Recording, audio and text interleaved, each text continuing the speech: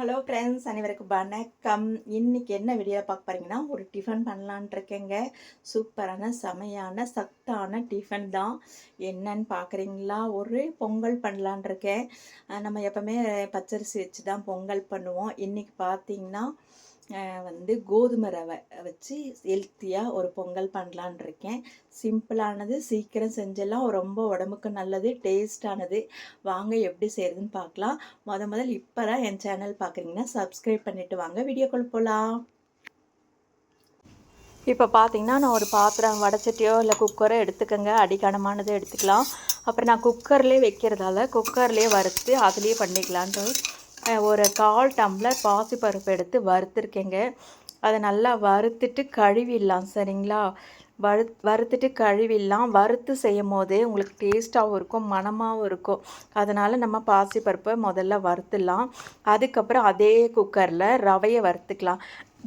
கோதுமை ரவைங்க. இது வெள்ளை ரவையிலையும் இதே மாதிரி செய்யலாம், கோதுமை ரவையிலையும் செய்யலாம். நீங்கள் உங்களுக்கு எது இருக்கோ அது செய்யுங்க. நான் இன்றைக்கி கோதுமை ரவையில் செய்கிறேன். ரவையை நல்லா வறுத்து எடுத்துக்கலாம். வறுத்துட்டு நம்ம தனியாக எடுத்து வச்சுக்கலாம்.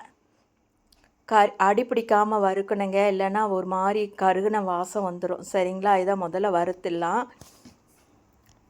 இப்போ பார்த்திங்கன்னா ரவை வறுத்தோடனே நான் 1 டம்ளர் ரவைன்னா 5 டம்ளர் தண்ணி விட்டுருக்கேங்க. ரவையில் தண்ணி விட்டுக்கலாம், சரிங்களா?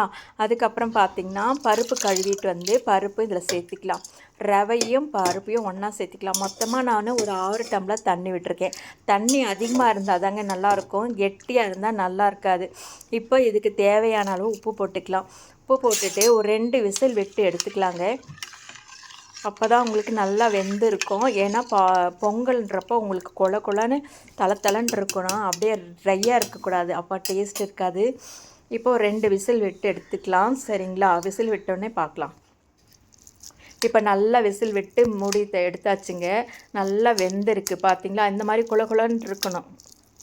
இப்போ இதுக்கு நம்ம ஒரு தாளிப்பு கொடுத்துக்கலாம். எப்பவும் போல் பொங்கலுக்கு நம்ம என்னென்ன போடுமோ அந்த மாதிரி போட்டு தாளிச்சிக்கலாம். நான் ஒரு வடைச்சட்டியில் பாதி நெய்யும் பாதி எண்ணெயும் விட்டுருக்கேங்க. எண்ணெயும் நெய்யும் கலந்து மிக்ஸ் பண்ணி ஊற்றிருக்கேன்.